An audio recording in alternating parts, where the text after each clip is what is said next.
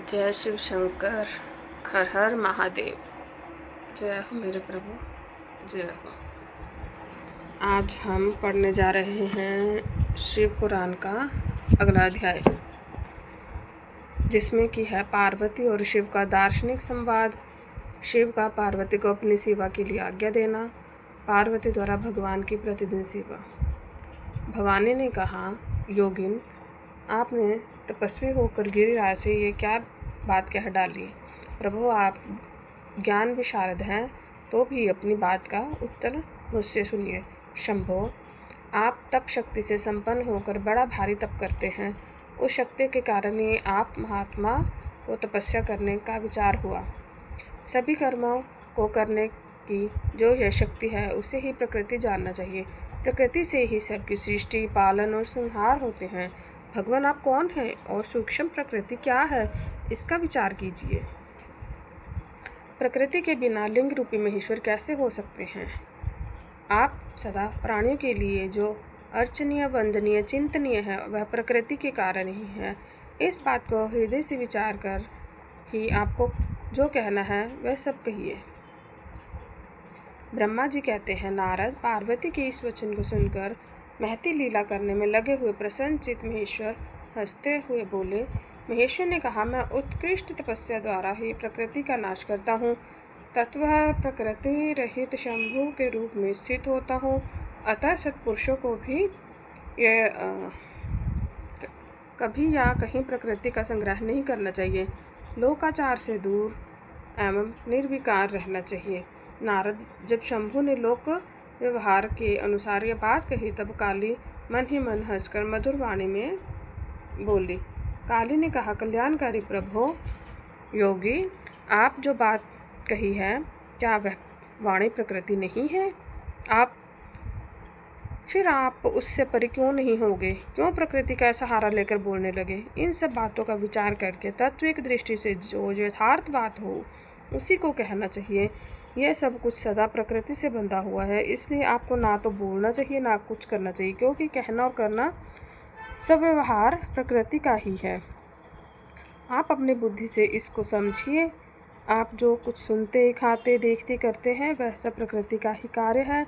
झूठे वाद विवाद करना व्यर्थ है। प्रभो शंभो, यदि आप प्रकृति से परे हैं, तो इस समय हिमवान पर्वत पर आप तपस्या किस लिए करते हैं। हर प्रकृति ने आपको निगल लिया है, अतः आप अपने स्वरूप को ही नहीं जानते। ईश, यदि आप अपने स्वरूप को जानते हैं तो किस लिए तप करते हैं।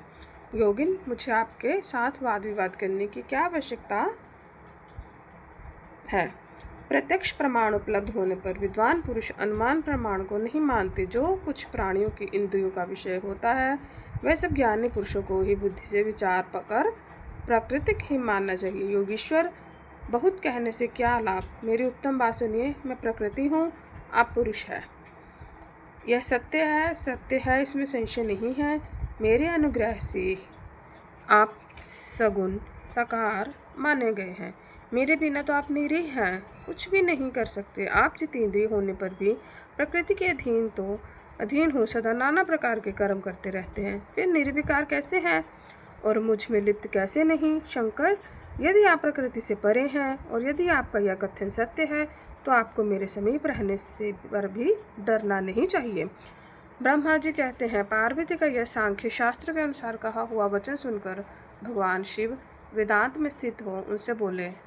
श्री शिव ने कहा, सुंदर भाषण करने वाली गिरिजे, यदि तुम सांख्य मत को धारण करने की ऐसी बात कहती हो, तो प्रतिदिन मेरी सेवा करो, परंतु वह सेवा शास्त्र निषिद्ध नहीं होनी चाहिए। गिरिजा ऐसा कहकर भक्तों पर अनुग्रह और उनका मनोरंजन करने वाले भगवान शिव हिमवान से बोले। शिव ने कहा, गिरिराज, मैं यही तुम्हारे अत्यंत रमणीय श्रेष्ठ शिखर की भूमि पर उत्तम तपस्या का तथा अपने आनंदमय परमार्थ स्वरूप विचार करता हुआ विचरूंगा। पर्वतराज, आप मुझे यहाँ तपस्या करने की अनुमति दें। आपकी आज्ञा के बिना कोई तप नहीं किया जा सकता। देवातिदेव शूलधारी भगवान शिव का यह कथन सुनकर हिमवान ने उन्हें प्रणाम करके कहा, महादेव, देवता, असुर और मनुष्य से संपूर्ण जगत तो आपका ही है। मैं तुच्छ होकर आपसे क्या कहूँ। ब्रह्मा जी कहते हैं, नारद गिरिराज हिमवान के ऐसा कहने पर लोक कल्याणकारी भगवान शंकर हंस पड़े और आदरपूर्वक उनसे बोले, अब तुम जाओ। शंकर की आज्ञा पाकर हिमवान अपने घर लौट गए। वे गिरिजा के साथ प्रतिदिन उनके दर्शन के लिए आते थे।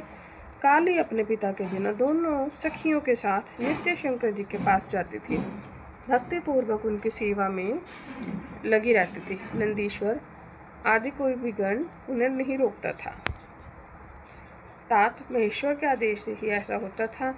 प्रत्येक गण पवित्रता पूर्वक रहकर उसकी आज्ञा का पालन करता था। जो विचार करने से परस्पर अभिन्न सिद्ध होते हैं, उन्हें शिव ने सांख्य और वेदांत मत में स्थित हो जो कल्याणदायक संवाद किया, वह सर्वदा सुख देने वाला है। वह संवाद मैंने यहाँ क्या सुनाया है। इंद्रियायित भगवान शंकर ने गिरिराज के कहने से उनका गौरव मानकर उनकी पुत्री को अपने पास रहकर सेवा करने के लिए स्वीकार किया। काली ने अपने 2 सखियों के साथ चंद्रशेखर महादेव जी की सेवा के लिए प्रतिदिन आती जाती रहती थी। वे भगवान शंकर के चरण धोकर उस चरणामृत का पान करती थी। आग से तपाकर शुद्ध किए हुए वस्त्र अथवा गर्म जल से धोए हुए वस्त्रों के द्वारा उनके शरीर का मार्जन करती थी, उससे मलती पोंछती थी। फिर 16 उपचारों से विधिवत हर की पूजा करके बारंबार उनके चरणों में प्रणाम करने के पश्चात प्रतिदिन पिता के घर लौट जाती रही। मुनि श्रेष्ठ, इस प्रकार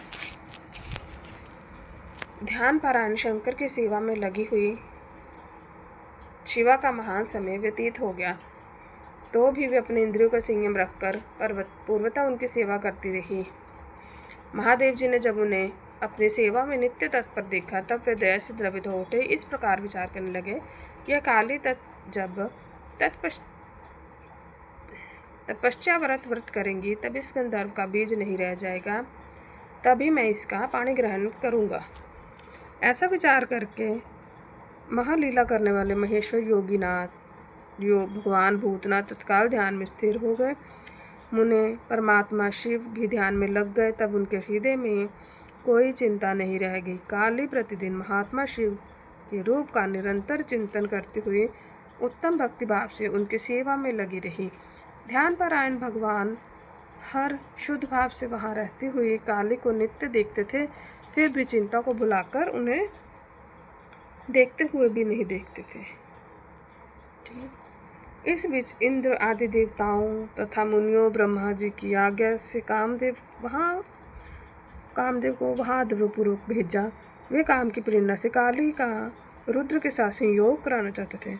उन्हें ऐसा करने में कारण था कि महाप्रकर में तारकासुर से वे बहुत पीड़ित थे और शंकर जी किसी महान बलवान पुत्र की उत्पत्ति